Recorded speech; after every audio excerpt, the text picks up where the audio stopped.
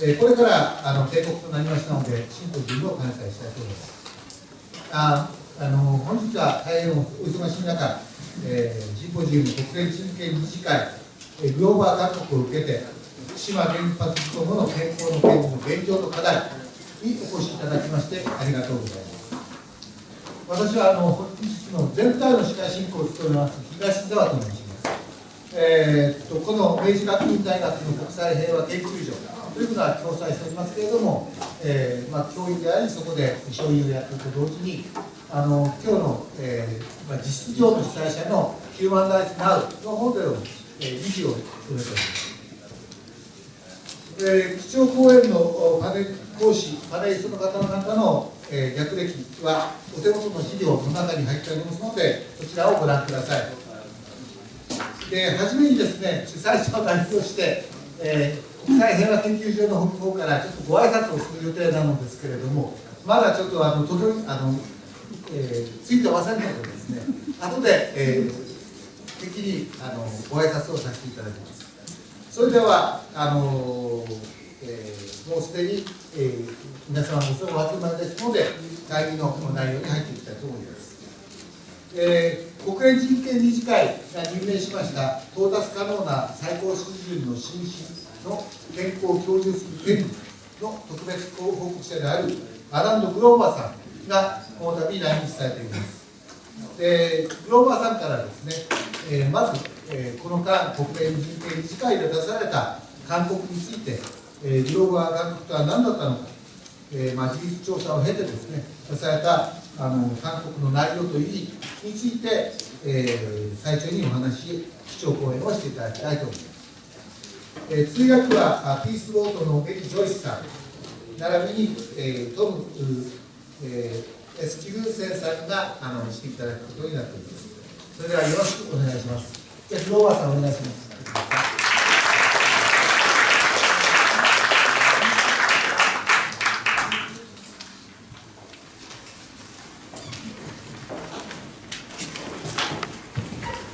Thank you very much. It's a great pleasure to be in Tokyo, 2012. I'm going to speak slowly.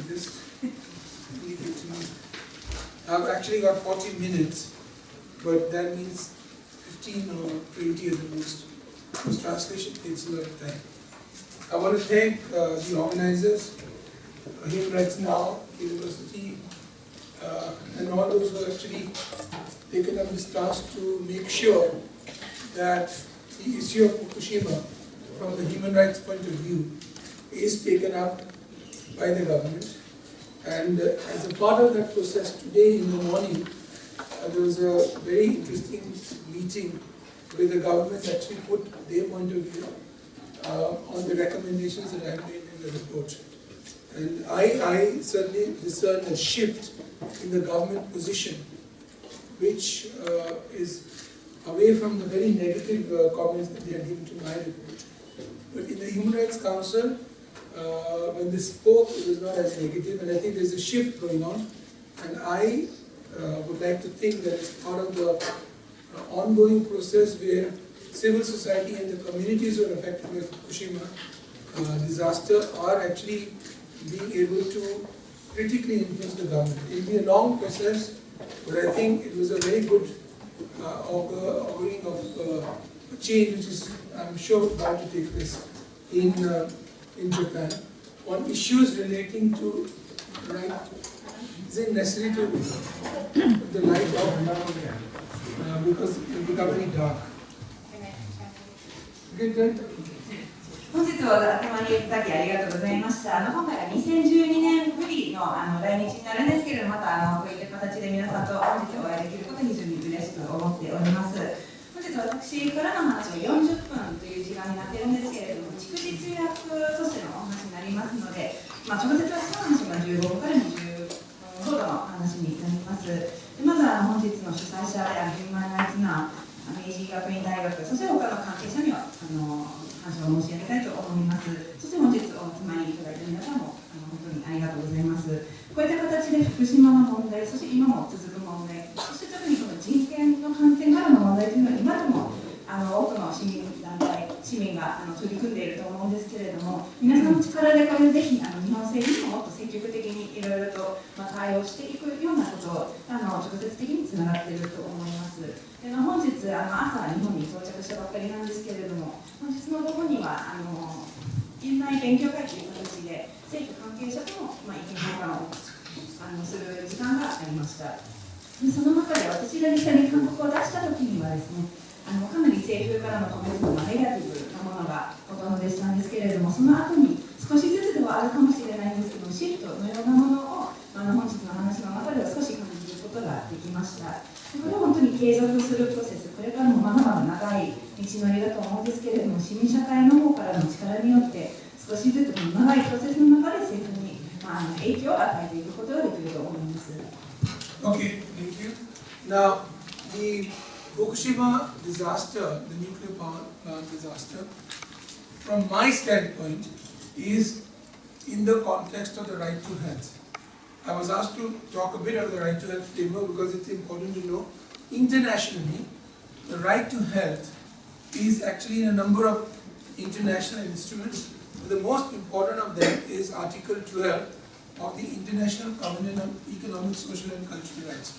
which actually and incidentally and importantly has been ratified by Japan. So it's applicable as law here.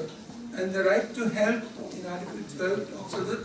right to the highest attainable standard of health. I'm not going to go into detail, but it doesn't tell you much on its own. It has been elaborated by the Committee on Economic, Social and Cultural Rights in what is called as General Comment 14. And it actually has developed the principles which I'll talk to you about. And I'll tell you what the elements of that are. でまず一番最初に、私が特別報告者として取り組んでいる健康に対する権利についてお話ししたいと思います。で私が今回の福島の事故に関する調査もこの観点からの調査になっているんですけれども、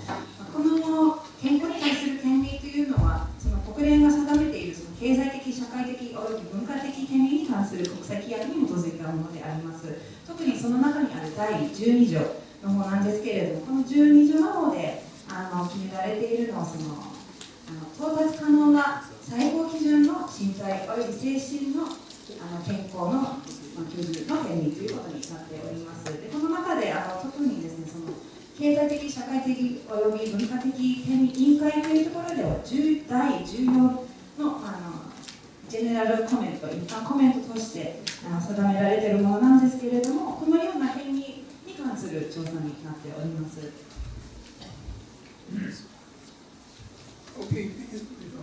最も重要なのは日本もこの規約には基準しているということにもなっていますので、日本も、こ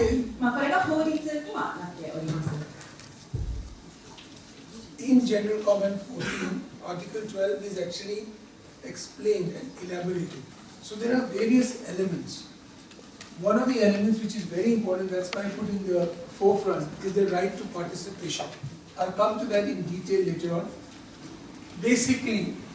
if I may say so with respect, in a large number of countries, the idea of participation is not understood and not implemented. I will explain it here so that when I go through it, you appreciate it properly. A lot of countries say, why do we need this participation? Because we have democratic regimes. We elect people in parliament, in legislators, and they decide for us. The right to participation doesn't mean that. It means that on all issues which are critical to the people, those who are affected particularly have the right to be part of the decision-making process, the implementation, and monitoring and evaluating it. So it's a concept beyond what is known as formal democracy in liberal democratic countries. All of the liberal democratic countries, they think they are very democratic. They are not. Like my country, we have actually now thought of having better democracy with the right to information through decision-making process within the period of the election. Like after the election is over, do the people have no voice? They do.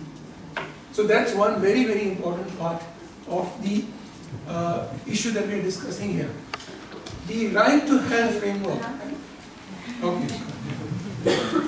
でこの第14のジェネラルコメントの中ではこの権利について詳しい説明が含まれているんですけれども、その中で特に強調したいというのはその参加する権利ということになります。これは残念ながら多くの国では十分に理解されていない、または実行されていないということになってしまっているんですけれども、その市民、そして当事者がその決定プロセスの中の全ての段階において参加できる権利、参加すべき権利ということになっております。ではなぜこれがこのように重要なのかといいますと、もちろん多くの民主主義な国ではその選挙によって選ばれた代表の人たちが国会などで物事、政策などを決定していくということになるんですけれども、この権利の観点からはこれは十分ではないということです。このような健康に関する問題、そして全ての問題に関して実際に影響を受ける人たち、実際にそれと直接的な関係のある人たち、そして全ての市民に関してその決定プロセスの中で、政策決定プロセスの中で、そしてその決定するところだけではなくて実行していく、モニターしていく、そして評価するプロセスの中で参加できる、参加すべきだということがこの権利によって保障されています。でこれはフォーマルな民主主義だけではなくて、継続的にその選挙の時期だけではなくて、継続としてずっと参加すべきということになっています。でもちろん多くの民主主義の国では、これはできているとかというようなことがあるんですけれども、本当に選挙の時期だけではなくて、例えば私の出身国であるインドの場合は、その選挙が終わった後でも市民の声をちゃんと反映させるための取り組みなどというのが今行われているんですけれども、そういったことが本当の意味でも民主主義というふうに考えております。Okay, the other elements which I'm not going to spend time on is the right to access to services, including the environment, health services, facilities and goods, non-discrimination, which is the most important part of the human rights framework generally, and policies being dependent and decided on evidence or scientific basis. These are very important elements.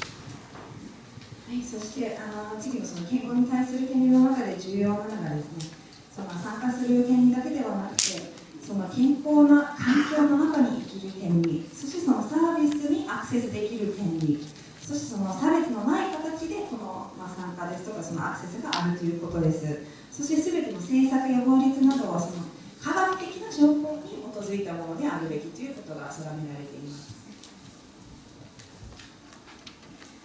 Now,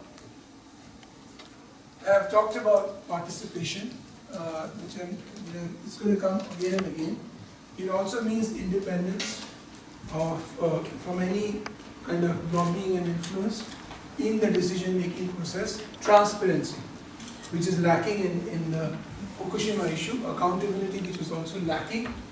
Both of the state and non-state actors, and this particularly was very important in the regulatory framework. And obviously, the health facilities, goods and services have to be of quality, and they must be available, accessible and affordable and acceptable. Availability is in terms of numbers. Accessibility is in terms of affordability and geographical accessibility. And acceptable is cultural norms which allow people to accept.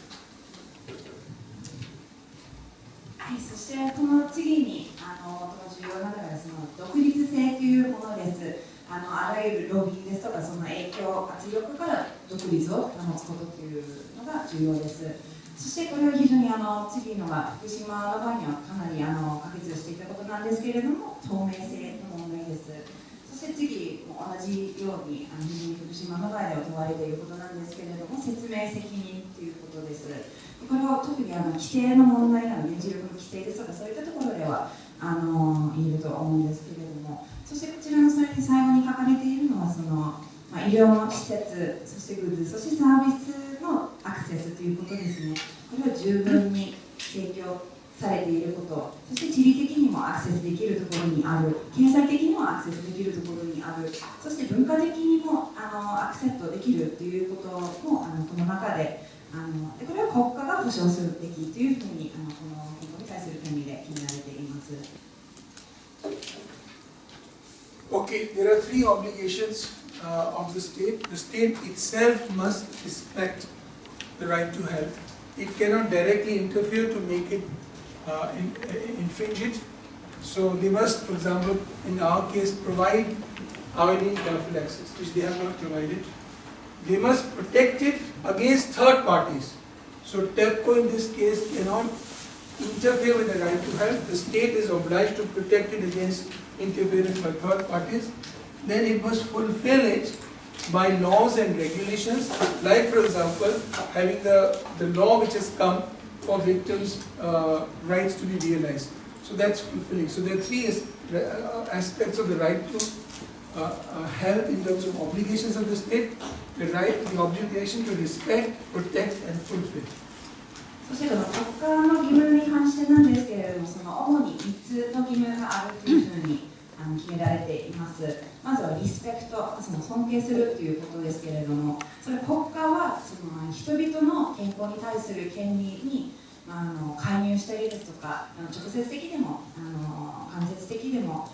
からの介入がないということです。これは例えばですね、用水剤の問題に関してそれが、ちゃんと配布されるべきですとか、そういったようなことが関連してきます。あとは情報公開もこれと関連しています。この次が保護する権利なんですけれども、義務なんですけれども、これは第三者からの介入がないように政府が保障すべきということになっています。そして最後は実現するフルフィルということなんですけれども、国家の責任者、法律またはあらゆる決まりなどを使ってこのような国民の権利を守ることということなんですけれども、この一つの例としては日本にできた支援法ということが挙げられます。Okay, now I don't want to go into detail about this, but the right to health, like a lot of economic, social and cultural rights, is a progressively realizable right.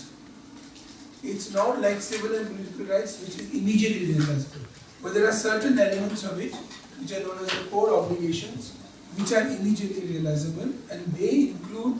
the issue of non-discrimination, participation, and a plan, which is deliberate, targeted in town or steps. It's a plan. These are immediately realizable, as opposed to, for example, can you have medicines available for everybody in one go in a developing country? Not necessarily. It will be available over a period of time, depending on the infrastructure that you have and how you can fulfill that. この次の国家の義務に関してなんですけれども、もちろんこれが全てすぐに実行しなければいけない、すぐに保障できるような権利ではないということもあります。例えば市民権ですとか政治的な権利のに関しては、すぐに保障するということがあるんですけれども、健康の権利に関しては必ずしもそういったような権利ではないということがまず一つあります。この中で根本的な権利としてすぐに保障されるべきされることができるということがあるんですけれども、これは例えば差別がないですとか、市民の参加ですとか、その意図的な計画が作られるということもすぐに保障できる義務としてあるんですけれども、例えば発展途上国の場合ですとすぐに全ての国民のところに薬を届けるですとか、インフラの問題ですとか、そういったような理由ですぐに実行できない権利もあります。ですので健康に関しては、継続的な権利、そして少しずつ実現していく権利というものがこの中には含まれております。As I said, it is actually continuing and progressively realizable right, and that is dependent on available resources, but the immediate obligations are not dependent on available resources. And basically, you actually go towards achieving that plan. But once you go ahead, you can't go back. So you have a principle of non-retrogression. この義務の中では、その継続された義務というふうに先ほども申し上げたんですけれども、この長期的な意味ではもちろんそのリソースの問題ですとかそういったことはあるんですけれども、例えば先ほどのすぐにできることというのは、例えば市民の参加などリソースに頼るようなことではなくて、すぐに実現できる、すぐに実現すべきというようなこともあります。Okay. These the core obligations or the obligations which are immediately realizable, you must actually comply with them. So in certain countries which have laws, like civil law countries like Japan, once you've ratified it, they are actually mandatorily applicable. Even in a court of law, you can enforce them. So there are various things which are considered in the minimum core obligations. We don't have to go into that. It is, for example, access to essential medicines and things like that. I'm not getting into detail. But participation is, as you recall from earlier slides, is part of the core obligation. It's a very, very important part. I'm stressing that because in Japan, that's the need of the hour throughout the system.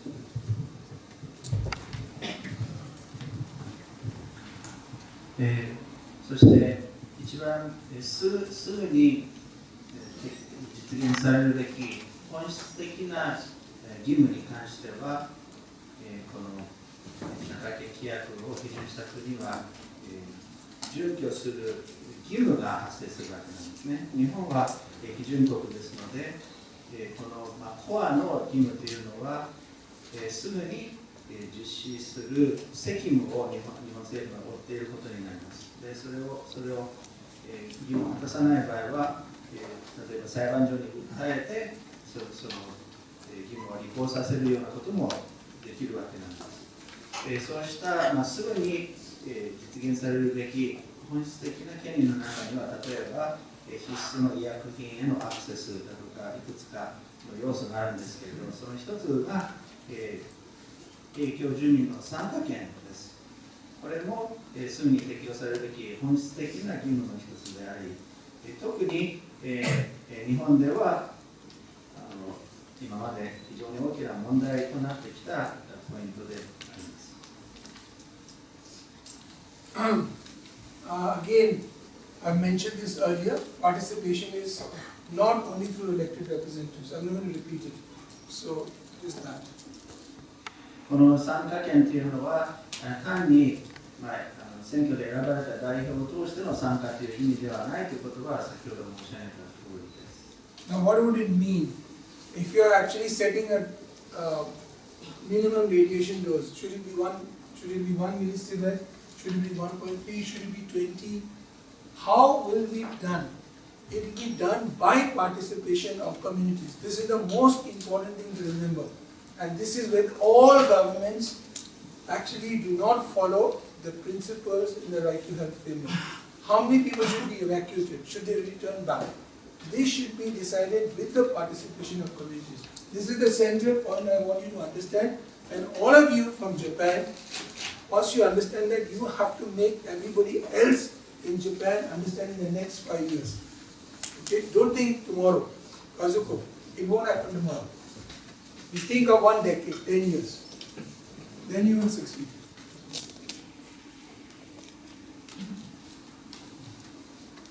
例えば、許容可能な放射線の値をどのレベルに設定するのか、それは1ミリシーベルトなのか、1.3 なのか、20ミリシーベルトなのかといったことも、ね、本質的には住民が参加するプロセスの中で決定するということが大前提なんですね。これはその健康に対する権利の枠組みの最も本質的なことであります。ですから、あとは例えばどこまでの範囲で避難をするのかとか、どういうところからまた元のところに帰還していくのかといった決定も必ず住民参加型で行うことが大前提なんですね。とにかく何よりもこのことを皆さんが心に刻んでですね、周りの方にも伝えていっていただきたいことなんです。明日すぐにそういう考え方に変わるということは無理でしょうけど、5年先、10年先にもう住民参加による意思決定が大前提となるような社会を皆さん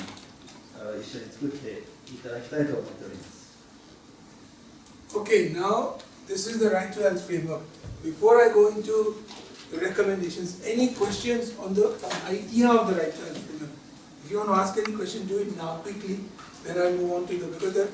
recommendations you are slightly familiar with it. I'm not going to spend so much time, but I'll go over the broad issues. Any 以 question? 上この健康に対する権利の本当に概要の枠組みをご説明しました。これについて不明な点やもっと詳細に聞きたい点などあれば、この段階でご質問を消したいんですけど、いかがでしょうか。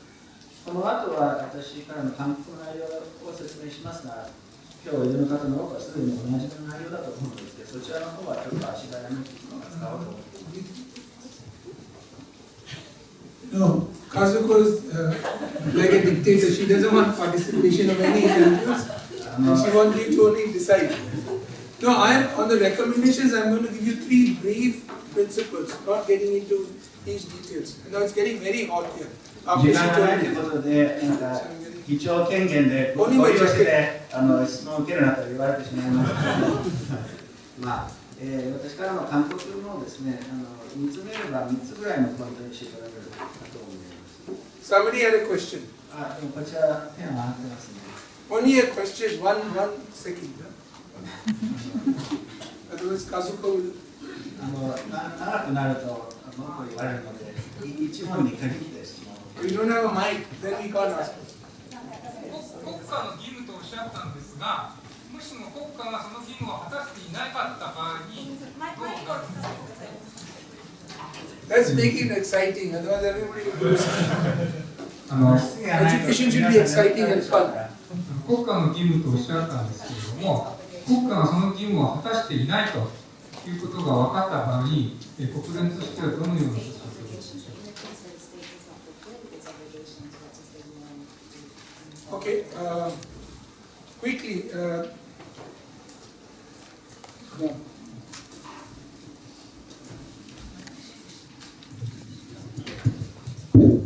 Well, the UN system has different. UN has different systems. In this case, in the right to health, the Economic, Social and Cultural Rights Covenant has 2 parts. One is you have to report to the system. The other one is a special rapporteur, which is only a system where the UN will actually ask questions. But if you are party to the optional protocol, then a Japanese citizen can take you to the CESCAR committee and adjudicate after you have exhausted your remedies in the domestic court. So some of the countries have signed on to the optional protocol. If you are interested in that issue, you should force the Japanese government to sign on to the optional protocol, and then you can take a case after you've gone through the Japanese court system to the CESCAR committee and take them to task. So that's a very major thing. There is also the Universal Periodical Review. So there are scrutinizing systems, nothing more. Okay. まあ、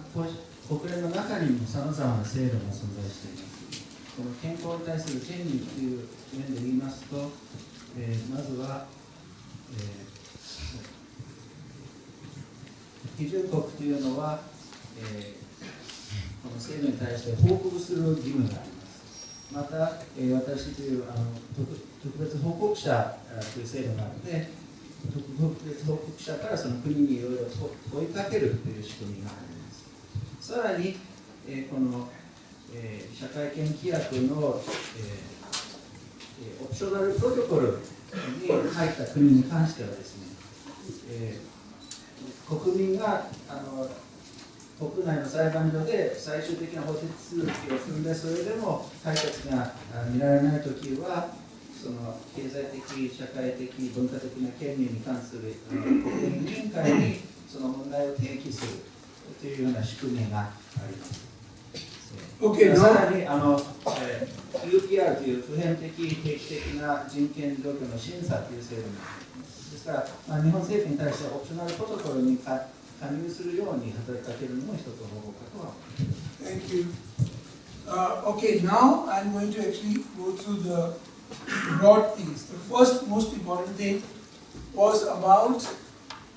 a management system. The mayor of Utubas told me that when the plant was set up, nobody bothered to give a system, put a system in place so that they could respond. And the other important thing was information dissemination during the disaster. They had the information, it was not disseminated. So all the evacuation things were done ad hoc, 2 kilometers, 3 kilometers. It was not done on the basis of how people are affected by the radioactive. Moreover, though we knew that you can prevent any type of cancers among children through what is known as iodine prophylaxis, give iodine to people, children, then they will not absorb radioactive iodine, so prevent cancers of the type that you see. Nothing of this was done. So on that, the response was a failure.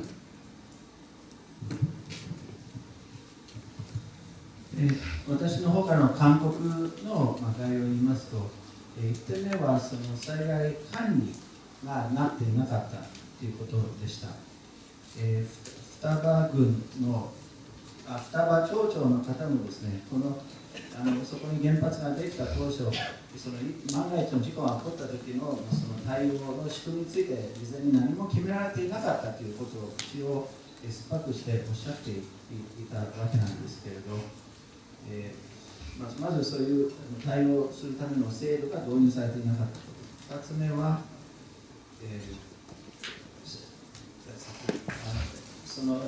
政府がいろんな知っている情報を影響を受ける住民にちゃんと伝えていなかったということが大きな問題となっていました。結局対応というのは、その場しのぎの、アドホックな形で行われました。例えば最初は周囲2キロ、半径2キロとか周囲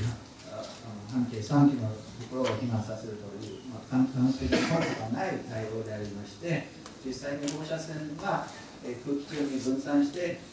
どういう人が影響を受けるのかというきっちりとした分析によるものではありませんでした。またですね、予防薬としての用土を投与することによって、放射性の用土を子供の体の中に、子供が体に吸収しないようにさせる、がんを予防できたはずであったにもかかわらず、そういう要素剤を配らなかったというのも大きな問題でした。そういう意味で、その事故の後の政府の対応は失敗したと言わざるを得ません。Okay, now the second most important point. This is the point I want you to take home. What is the understanding of science in terms of disasters of the nuclear type? And I'm not going to run through the slides. The most important thing to remember is that this is an area of low dose radiation. The doses are low. Of course, there are very small group of people, like the nuclear plant workers, who are exposed to very high doses, 100 millisievert. Millisievert is a measure of the dose. We are talking of doses less than 100, 20, 50, whatever it is. What is the science about it? Now, we have the Chernobyl disaster. The problem with Chernobyl is the data that is available from that is actually not accurate. In the sense, when the disaster occurred, they never made it public. It came out much later. So, things that should have been put in place to find out that whether low dose radiation would actually lead to cancers or not later on after 10, 20, 30, 40, 50 years was not put in place. Information was not made available. You are dealing with Eastern Europe, Stalinist countries who didn't believe in information freedom at all. So you are relying on Chernobyl. Chernobyl, the only thing that everybody agreed on was that in children, thyroid cancer is definitely going to be happening. But on other issues, it was not clear. Okay, that's one very important point you have to remember. You cannot go only on Chernobyl because the data is flawed.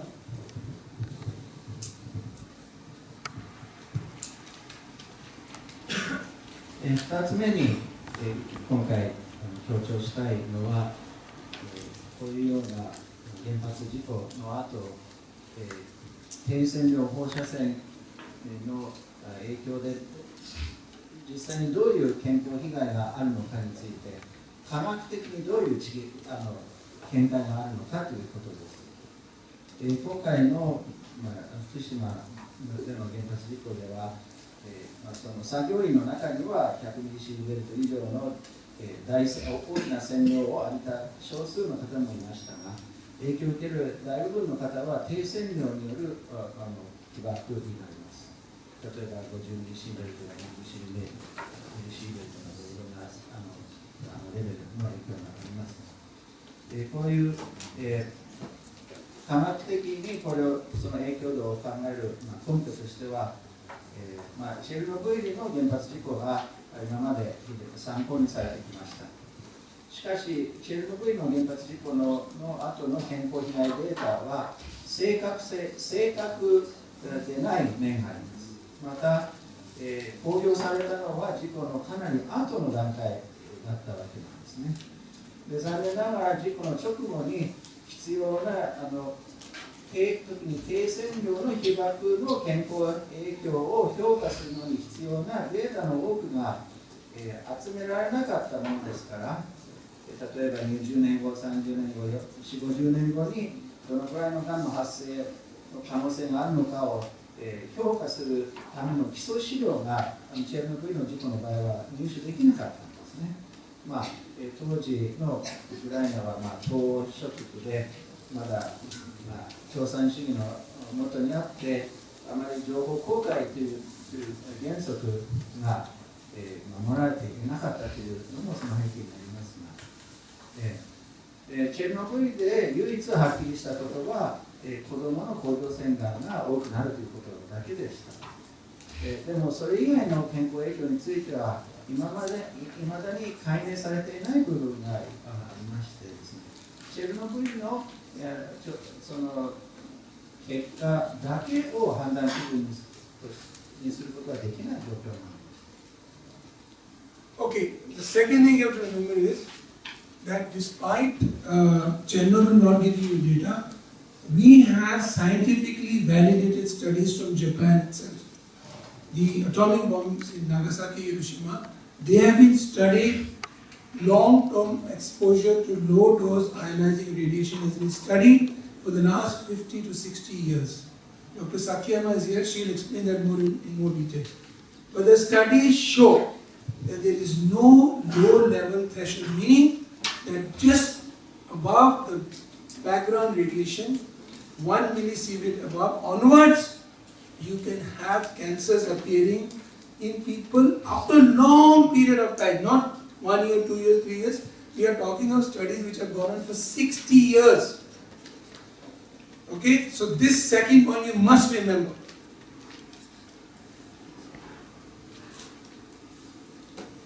一方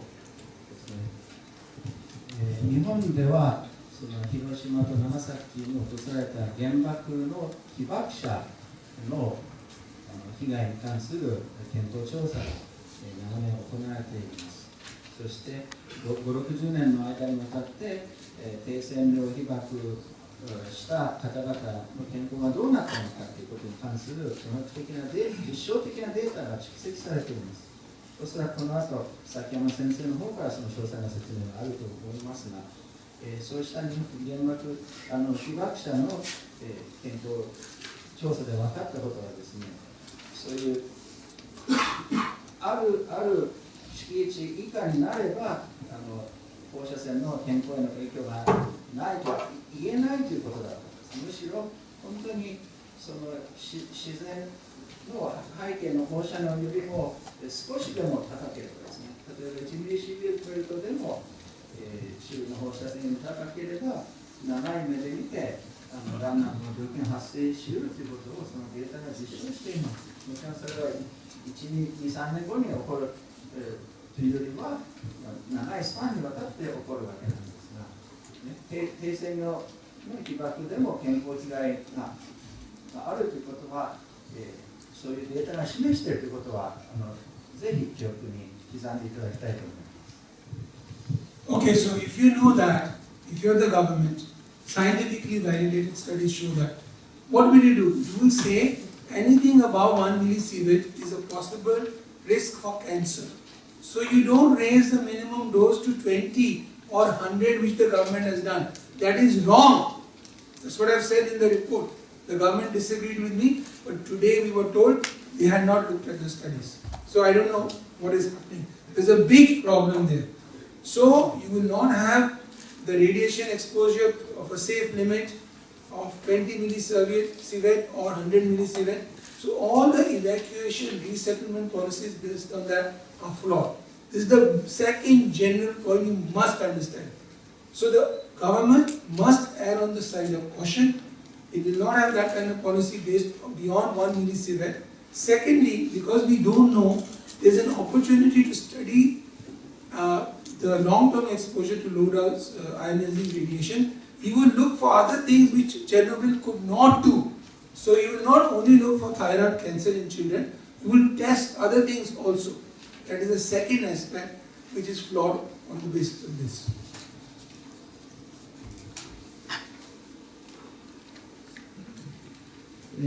政府がこういう科学的な調査結果を知っており、それをちゃんと重視していたならばですね、1ミリシーベルト以上の低線量放射能でも健康被害のリスクがあるということを分かるはずでした。20シーベルト、ミリシーベルトや100ミリシーベルトのような高い許容値を設定するはずもなかったですし、そのような設定をしたことはもうはっきり言って間違いです。今回このことについても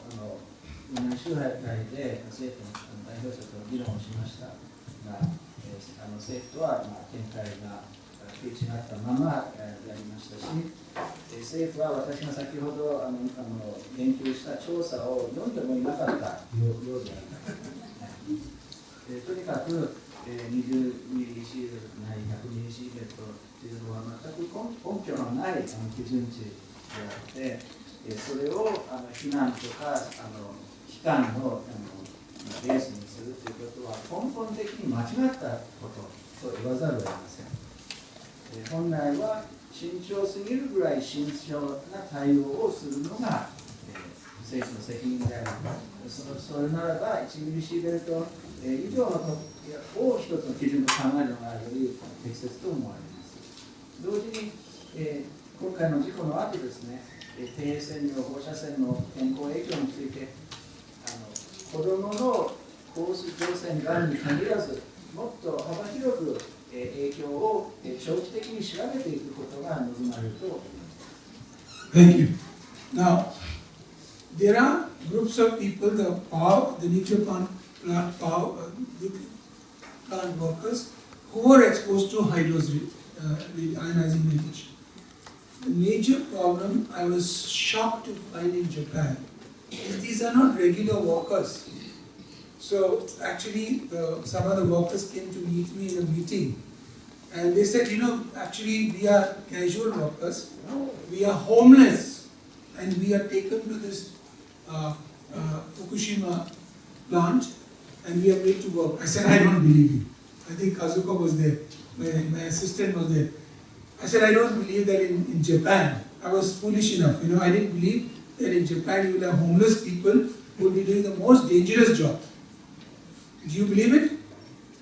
I didn't believe it. I went to the place where those people stayed in plastic tents, okay, in between,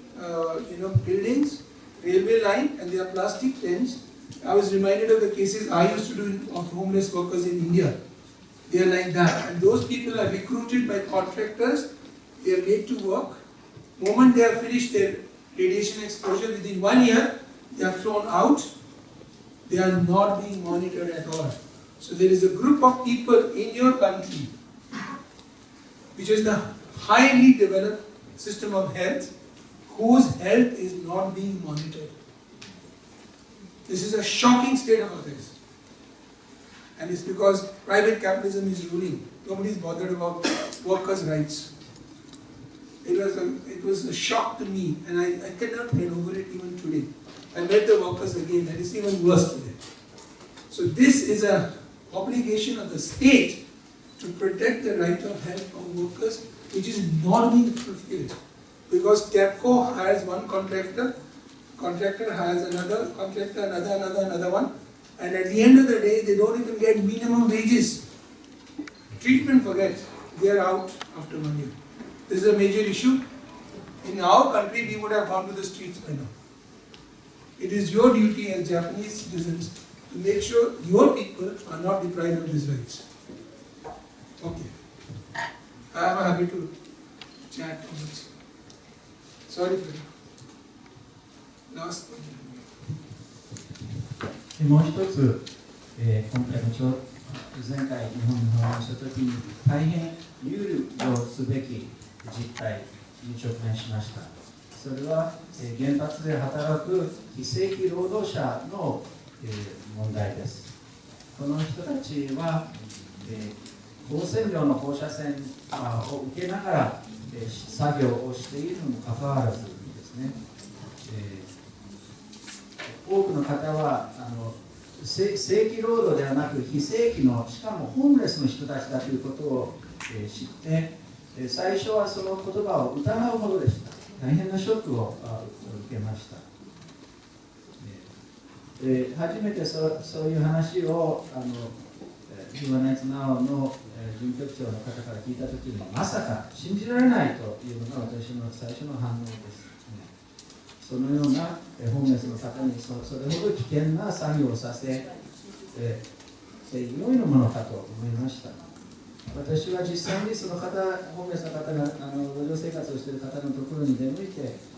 お話をすることがありましたが、列車の線路とビルの間のところにビニールのテントを張ってテントのようにして暮らしていらっしゃいました。もしもその状況は、昔私がインドで見たその路上生活者の状況を思い出させるほどのものでした。この非正規の原発労働者たちは、要するに許容される線量がいっぱいになるまで、例えば約1年間ぐらい働かせて、その後すぐにクビになっていくという実態です。日本のように高度に発達した保険制度があるような先進国で、こういうような過酷な労働をしている人たちが使い捨てにされ、しかもその健康状態に関するきちっとした管理も、医療も施されていないことを知って、私は本当に、戦慄を覚えました。それは、今の日本の社会では、大企業が支配する民主主義が、圧倒的な力を持って労働者の権利がないがしろにされている結果だろうと思います。今回日本に来てその状況がさらに悪化しているということさえ伺いました。本来、日本政府にはそうした労働者の健康、そして権利を守る責務があるはずです。日本の原発労働者というのは下の孫受けのひ孫受けのような縦型の構造になっていて、末端の労働者は最低賃金をもらってないような場合もあるということも伺いました。もしもそんなことがインドで起ころうものなら、もうとっくに民衆が路上に出て抗議活動をしているはずです。日本の方々もこのような現状を受け入れてよろしいのでしょうか。皆さん反対の声を上げるべきではないでしょうか。Thank you. Okay, one last point I want to make is about decontamination. I'm not going into the health surveys and all, because the basic point I've made about the radiation exposure, the 120C rate, etc.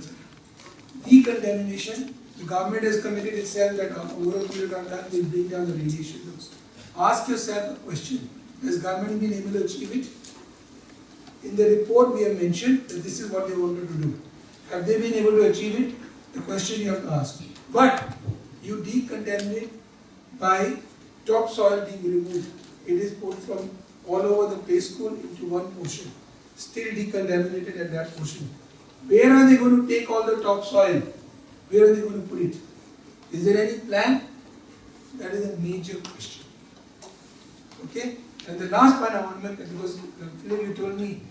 that you take 1.5 times, but it's 2 times. Because you are even more talkative than an Indian. It's also because you run so long, I have to, Okay, sorry. So Kazuka is giving me permission only for last intervention. Sorry, Philip.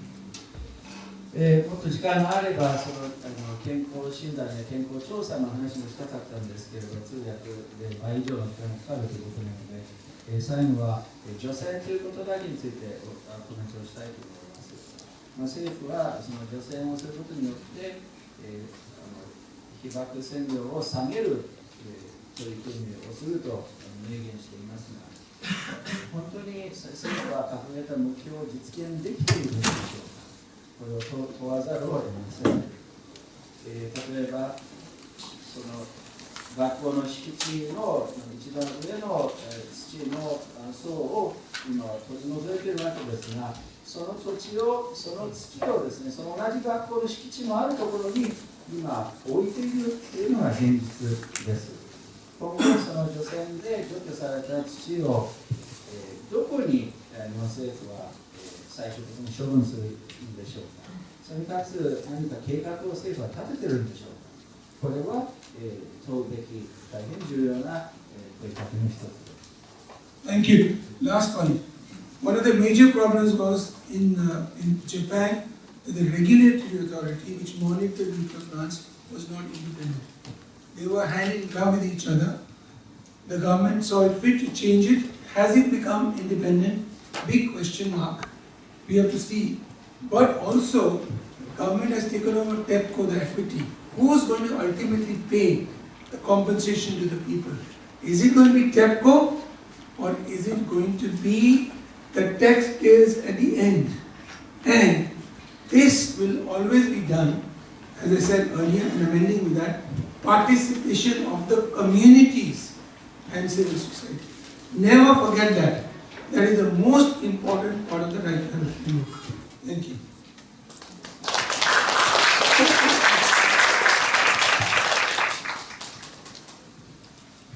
最後に問いかけたい大問題は、原子力産業を規制する当局の独立性の問題です。この原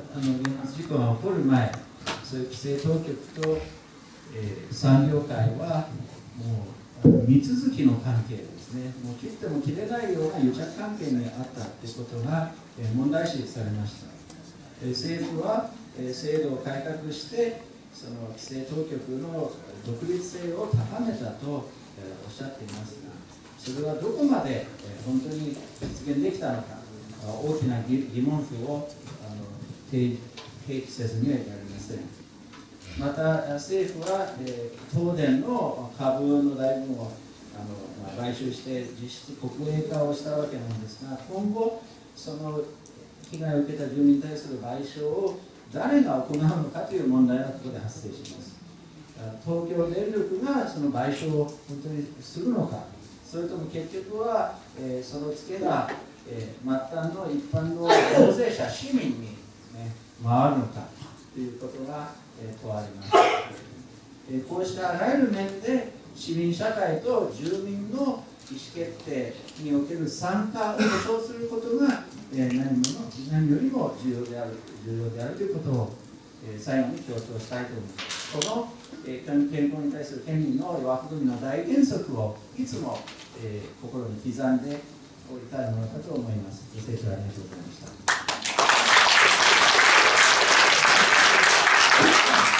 A big hand for the translators. They've done a fantastic job.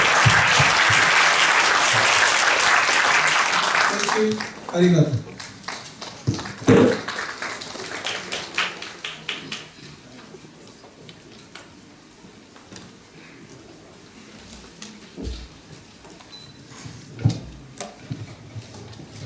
Gilbertさん、ありがとうございました。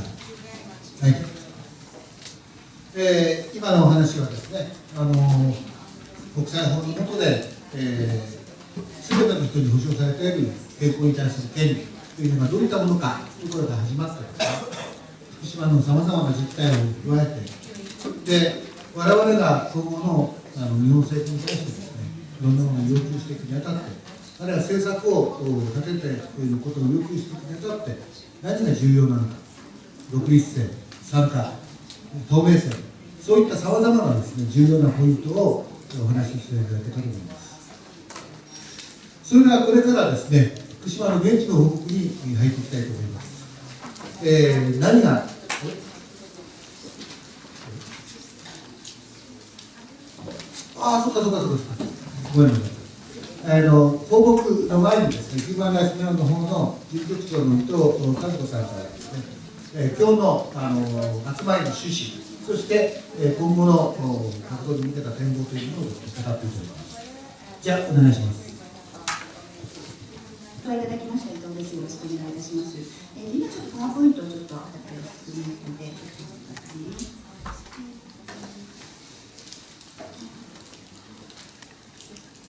それでは私の方から今グローバーさんからグローバー勧告についてですねお話がありましたが触れられなかった点も含めてお話を少し補足をさせていただきたいと思います。皆さんの資料の中の2枚目ページに振りますとグローバー勧告というものがございます。でこの76から始まりましてページをめくっていただきますと4ページ82というところまでがグローバーさんの勧告のエッセンスというふうになります。でこの76番というところを見ていただきますと基本的には初期対応で77番というところがこれから今日かなり長くお話しいただくですね、健康管理調査のお話そして、78のところがですね公衆の被ばく限度、ですね、そして、79が先ほどお話ししたばかりの除染80番が、そうですね、原子力規制庁の透明性と説明責任ですね。そして、81がですね、補償であるとか救済措置といったことですね。この中には、原発事故子ども被災者支援法などのですね、そういった問題が含まれてくると思います。そして82番がですね、強調されておりました、参加ということになってくると思います。後で Q&A の時間を取りたいと思いますので、皆さんこのそれぞれの勧告について、質問がありましたら、出していただければと思います。でグローバー勧告は、2012年のですね、11月に、グローバーさんが来日調査に、こちらの正式なミッションとして来られて、それを受けて、10日以上、日本の調査をされましたが、その結果を受けて、昨年の5月に国連人権理事会に正式なものとして、報告書が提出されております。非常に大変なものですので、今日は配れませんでした。で、勧告部分だけが、今、お手元にあるものということに、なります。これが、調査の際の状況で、これが国連人権理事会に提出されたものということになります。で私たちが今回ですね、グローバーさん、市民社会の呼びかけに基づいて来ていただいたわけなのですけれども、根本的な問題意識としましては、非常に大きなですね、大量のですね、放射性物質が、人々の健康をですね、危機に陥らせているにもかかわらず、政府の対応が十分とは言えない。で特にですね、事故直後にですね、従来から特殊であった公衆の被ばく水量1ミリシーベルトというものが20ミリシーベルトに急に上げられてしまい、避難地域というのもそれに基づいて設定されている。でそして現在ではですね、20キロ圏内の来年からですね、20ミリを下回ればもう帰還をしなさいというような政策が進んでおります。そしてこの20ミリシーベルト以下というふうに、見なされた地域の人々というのは避難の支援もない、健康調査が十分ではないということで、非常に切り捨てられている状況ではないかということなんですね。でそういった中で、特に影響を受けやすい子どもであるとか女性がですね、全く意思決定のプロセスにも参加をできず、そういった中で健康に対する権利がですね、侵害されているのではないかという問題意識を持っておりました。でまた政府がよく言っていることですけれども、100ミリシーベルト以下の低線量被ばくというのは安全であるということで、非常に低線量被ばくの影響を過小評価するというような政策を取り続けてきておりますし、その中でですね、そういった信念のもとに、住民参加というものを全く軽視して、専門家委員会を立ち上げて、その専門家委員会が低線量被ばくを軽視するような結論を出して、そういうような形で政策を決めてきたということに問題があるのではないかというふうに思ってまいりました。でそしてそういった部分をですね、中心に見ていただきたいというふうに思ったんですけれども、私から見て非常に今回のグローバー勧告の重要な意義というのは、先ほどから出ておりますが、低線量被ばくに関するリスクがですね、証明されていない以上、最も影響を受けやすい人々の立場に立って、人権の観点から健康を守るという施策を行うということを強調したという点にあります。先ほど強調されていた、ですね、こ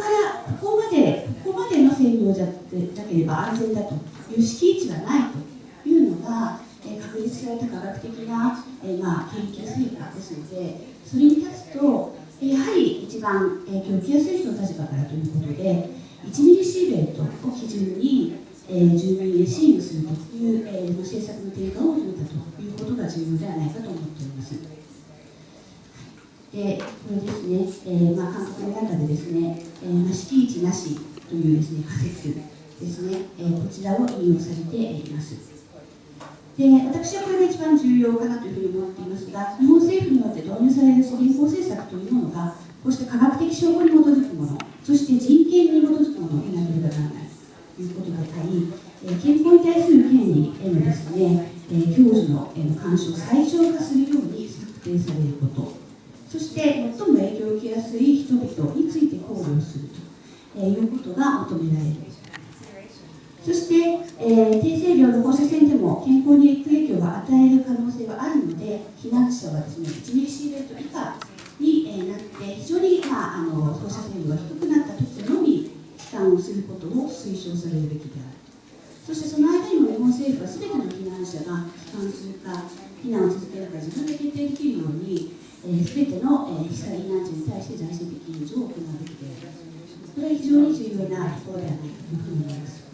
そして勧告としてはですね、年間放射線量ですね、被曝線量を1ミリシーベルト以下に低減しなさいということを明確に勧告をしています。私たちとしてはここがですね、ぜひ日本政府に守ってほしい部分だというふうに思っております。で、これを受けてですね、いくつか勧告が出されていまして、私から見て非常に良かったなと思っている勧告はこのあたりですね。今の被曝線量を年間1ミリシーベルト以下にする。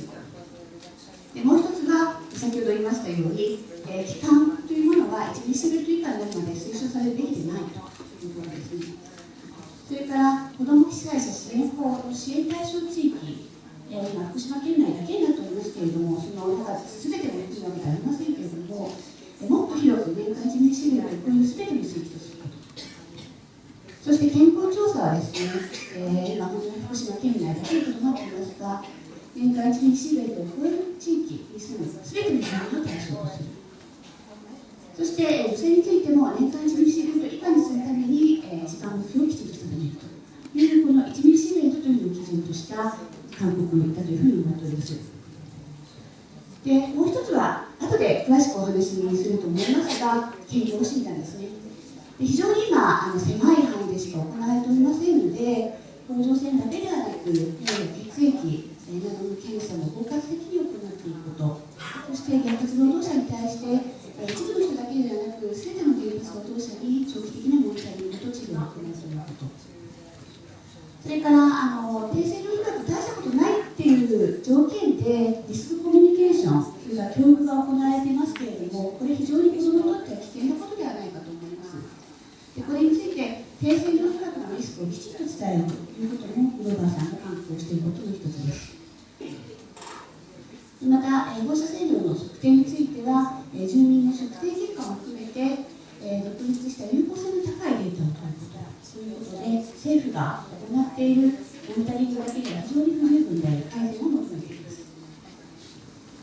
そして最後になりますが、意思決定、すべての意思決定ですね、原発の再稼働、それから避難地域の指定、健康管理、外傷の負担といったすべてについて、住民の参加、これはただ単に自治体が参加をすればいいというものではなくて、女性や子どもなど社会的弱者の声がちゃんと届くように、そういったものにするようにというような勧告内容というふうになってお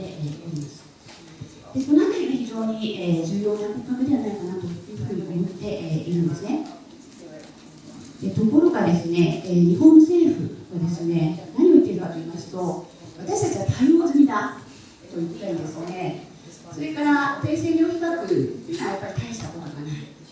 ということですね。このあたり後で、先ほど先生かなり報じていただけると思いますけれども、私たち広島長崎のデータに基づいて、低線量被曝は重要でないという言い方をしているんです。それは本当に間違っていると思うんですけれども、今日も環境省のこの方は全く同じことをおっしゃってましたけれども、そういう状況にあります。で、そして、特別報告者の勧告、低線量被曝を重視するという勧告すべてが非科学的で受け入れられないという立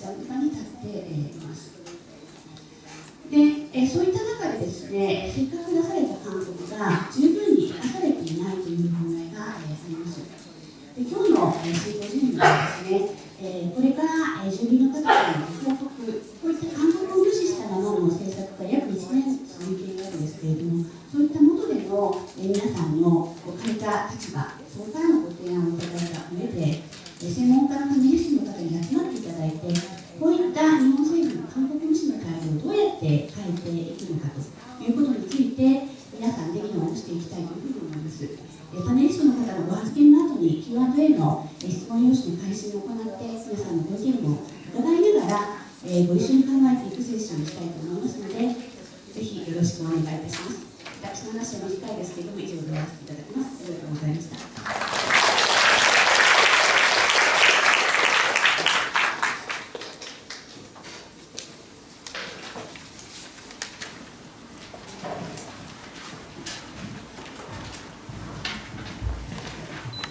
はい、先ほどは間違えましたけれども、これから現地の方々の報告に入っていきたいと思います。まずここからはですね、撮影を一旦やめていただきたいと思います。これから報告者の方のですね、顔などが撮影されないように、一旦撮影をやめてください。よろしいですか。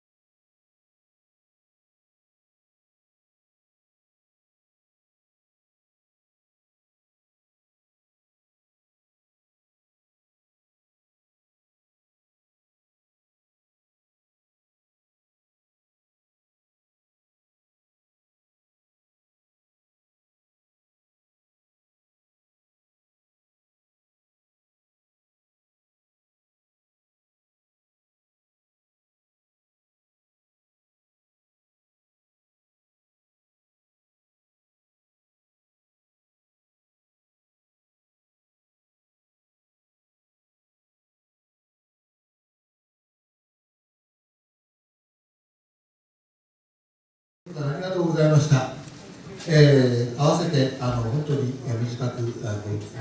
話をいただきまして、ありがとうございます。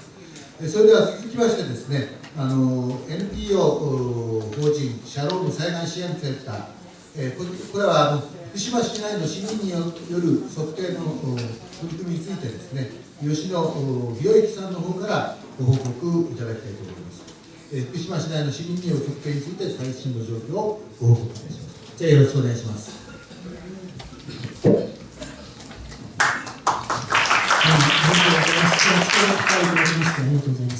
グローバーさんには、前回来日されたときに福島の現地を訪問いただいて、市民団体ですとか、あとはお母さん、そういった方々から直接ヒアリングしていただきました。また、測定の模様を、実際に現地で立ち会っていただけたということで、私たちにとってはすごく素晴らしい勧告を出していただいたというふうに思っています。ありがとうございます。私の方からは、特に勧告の78パラグラフにあります、リスク対経済効果ではなくて、人権を基本において、策定すべきであるということ。78の P には、特に子どもは被爆に対して、脆弱であるということを鑑みて、学校教材等でも正確な情報を提供するといったところ。あとは、78の C には、独立した有効性の高いデータを取り入れる。ここに住民参加ということも書いてありますね。ここが非常に素晴らしい勧告をいただいたというふうに思っています。被災地となった福島では、先ほどお話もありましたように、除染が国や自治体によって進められています。一生懸命作業していただいていると思いますが、残念ながら、なかなか思うようには進んでいないようです。地区ごとに仮置き場が必要なこと、また中間貯蔵施設についてまだまだ決まっていないということもあり、除染で出てきた土をどのように処分していくのかがなかなか進みません。よって作業の効率も上がっていません。私の住んでいる福島市に限って言いますと、現在の作業の進捗状況は 30% ということです。これも全て地域を除染するという対象にはなっていません。性能の高い住宅、公共施設、学校、路校等ですね、ですが、まだ 30% というような状況です。特に子どもたちを持つ保護者にしては、日常的な被爆をどの程度受けてしまうのかということが一番気がかりです。そこでも、原発事故子ども被災者支援法の中にも謳われていますように、特に子どもや妊婦に対しては特別な配慮をすると謳っているわけですから、それを具体的にどのような方策を持って担保していくのかが問われていると思います。つまり、一言で言えば、無用な被爆をしない権利をどう実現していくかということを言われています。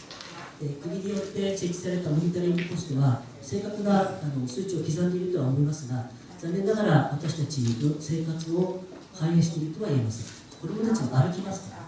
モニタリングポストも歩きます。グローバーさんにも見ていただきましたが、モニタリングポストから5メートル、10メートルと離れた地点は全く違う数字を表します。また、私たちも計測を今行っていますが、道路の真ん中よりも端、地上1メートルよりも地表近く、あと線量が2倍、3倍になるところがたくさんあります。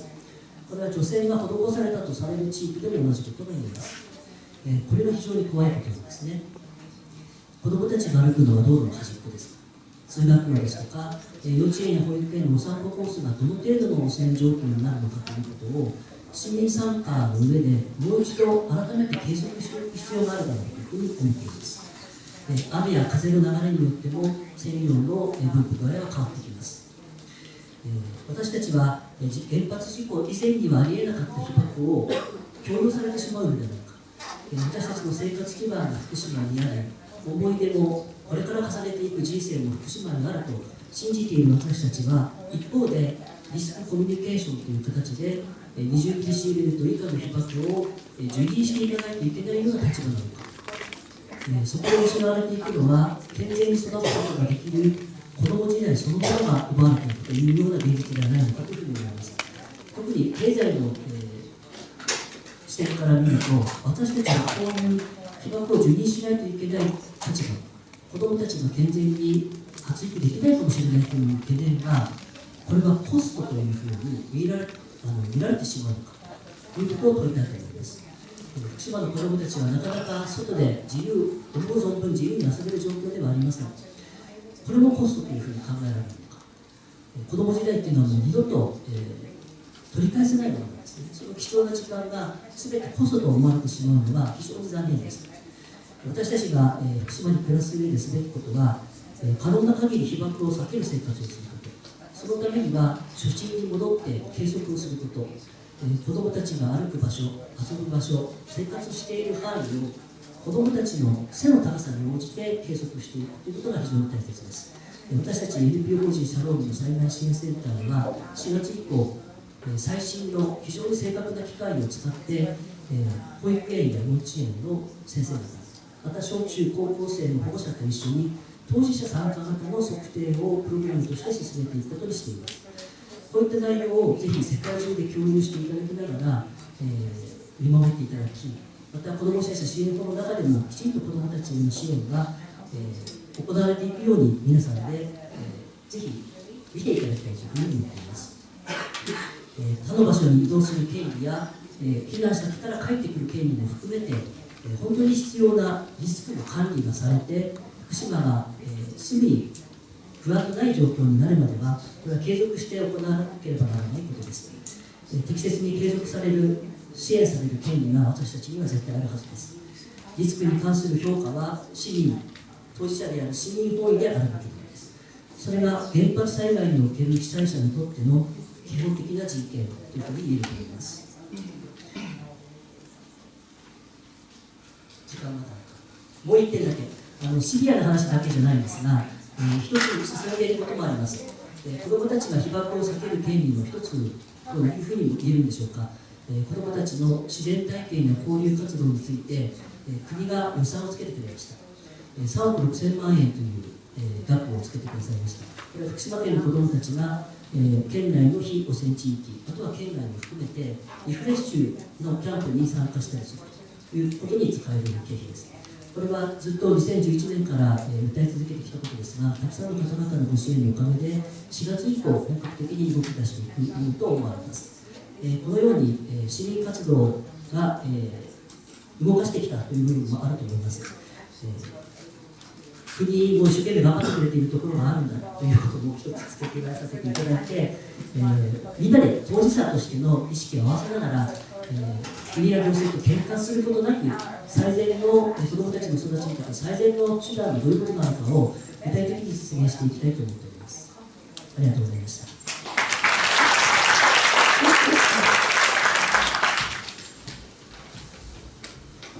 吉野さん、ありがとうございました。それでは次に片岡照美さん、放射能から子どもの命を守る、会会津の代表です。よろしくお願いします。皆様こんばんは。会津若松から参りました片岡照美と申します。貴重な時間をいただきましてありがとうございます。今朝だったか昨日の朝だったかニュースで、国連の人権理事会の話が出ておりまして、親となってテレビを見たところ、それは中国の民主化活動家に対するその中国の姿勢を正すものだというふうに報道していました。じゃあなんでアナンド・グローバーさんが来ることが報道されないんだろうってこう思いながら私は見ておりました。本当に大切な勧告を出していただきましたことを心から感謝いたします。ありがとうございます。私たちの放射能から子どもの命を守る会会津は2011年の5月から始めました。会津若松、皆さんご存知のように福島原子力第一原子力発電所からはちょうど西に100キロのところになります。100キロというのは非常に微妙です。ある人にとっては危険なところだと思い、ある人にとってはもう安全なところだと思われています。そしてその安全なところというのがやはり福島県内の方たちにしてみれば、またはいろいろなこの活動を先頭を切ってされている方たちにしても、会津は大丈夫でしょ、だって奥久町の人たちが避難しているところだからと言われてしまうのですが、でもやはりそうではないです。高いホットスポットがある場所もあります。私たちはこの子どもの命を守る会を立ち上げてからいろんな活動をしてきました。2011年11月には食品放射能測定器を購入いたしまして、今まで約2000回いろいろなものを測っています。2012年1月からは内科医の先生に来ていただいて子どもたちの健康相談を開いています。2013年9月からは精神科医の先生、地元の精神科医の先生にボランティアとして来ていただいて、この長期化する被爆のこの生活、お母さんたちが本当に疲れてきていますので、そのお母さんたちを支えるため、または子どもたちが本当にどういう心を持って今生活しているのかを不安に思った私は、その精神科医の先生に来ていただいて、定期的に毎月相談会、懇談会を開いています。すべてこのようなことを進めてきたのが、私たちの当然の権利である安全かどうかは私が決めるという考えに基づいたものです。政府が決めるのではない、私たちがここで住む住まない、これを食べさせる食べさせない、どこで生きていくか、そのようなことは全て私たちに当然の権利としてあるものだと思っています。しかし、ではその会津若松100キロ離れた地域ではどういうことが起きているかというと、まず当初から除染するつもりは全くありませんでした。それは観光地だからです。観光地が汚染されているということを本当に最初から知らせたくなった観光業界の人たち、そして会津若松市行政は当初から除染を全くしないというふうに公言していました。会津若松には県内自主避難者の方たちがおいでになっています。この人たちに対しても非常に人権をないがしろにされた扱いを会津若松はしています。多少改善されたのですけれども、まずこういうことです。住民票を移さない、例えば郡山市や福島市から避難してきた人家族の住民票を移さない場合には、その子どもたちを小学校や中学校に入れなかったんです。これは本当に子どもたちの教育の権利、教育の当然与えられている憲法違反だと私たちは考えています。で、その会津若松、この間の被災者支援法の対象地域から外れました。今ほど福島県内はと言いましたけれども、準支援対象地域となりました。ですから会津若松はそのように外からも中からも僕は被災地、その汚染地ではないというふうに思われているわけです。私はつい最近、その命を守る会の仲間と一緒に会津若松と復興庁がこの被災者支援法に関してどのようなやり取りをしたのか情報開示を求めました。昨日それが出てきたんですけれども、結局その中身を見ていますと、3枚ぐらいの報告書なんですが、印象としては復興庁も別にやる気はないし、会津と何よりも会津若松がその支援対象地域にしてほしくない。もしも支援対象地域になったならば、再びその風評被害が再燃してしまう、起こってしまう、やっとこの落ち着いてきたところなのにというような意見のやり取りが見えてきています。本当に、私たちが行政にも参加し、そして私たちの当然の権利としてそこで生きていくことを進めていきたいにもかかわらず、その行政そのものがやる気がないですし、市の議員さんたちにも対象地域から外されましたがどうですかって聞いたときに、別に何でもないよなっていうような答えになってきています。本当にこのような被災者の声、つまり住民の私たちの声も聞いていない復興庁会津若松市行政は、この被災者支援法の法律違反をしているのではないかと思います。路上生活者のお話が出ました。私は昨年の冬、本当に寒い時に、渋谷区の路上生活に休職をしている方たちのところに行ってきました。その時に小さい声で、可愛らしい声で、お茶はいかがですか、お茶はいかがですかっていう子どもたちの声がしていました。その子たちは福島県から避難していた家族です。自分たちが福島県から避難し東京に住み始めた。非常にお友達というかクラスの子たちからひどい扱いを受けた。でも自分が支えられていることも分かった。そしてその支えてくれた人はそのような路上生活者の支援をしている人だった。そこで彼らは自分たちも助けてもらったのだから、今度は自分たちに助けていきたいということで、できる限り金曜日の夜、寒い中お母さんと一緒にその子供たち2人を立っていました。大雪が降りました。その時に子供たちがこのようにお母さんに言いました。お母さん、自分たちの足で塾からお家に帰るから、お母さんはあの人たちのところに行ってぜひ活動してきてほしい。その晩安倍首相たちは美味しい天ぷらを食べていたということです。本当に人の道としてどういう生き方をしていくのか私たちは問われていますし、それが行政に働きかけ具体的なことを出していくためには、このグローバーさんの勧告がとても本当に私たちには大きな支えになっていきます。貴重な時間ありがとうございました。